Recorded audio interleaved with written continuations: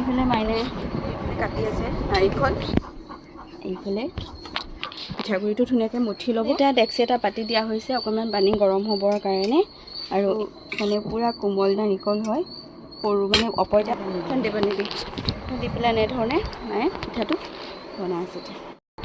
অঁ ফেলাই ফেলাই দিছে পিঠাকেইটা, ই পনীয়া দে একো নহয়, হাতেৰে ভৰাইছে চাচোন কেনেকৈ যা ভিআই পিঠা থৈছে পিঠা বনোৱাকৈ ফুৰখন দে একো নহয়। এইটো কিন্তু পাতল হৈছে, এইটো মই নাখাওঁ, যদি মাৰি দিছোঁ।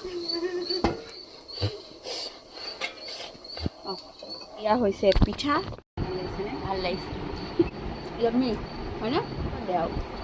ডাঙৰটোৱে লৈছে তাই, সেইকাৰণে তাইটোত বেছি আছে। 17খনমান লাগে, এইটো এটা নাইকিয়া ওলাই ধৰিছ ঘৰত ঘৰত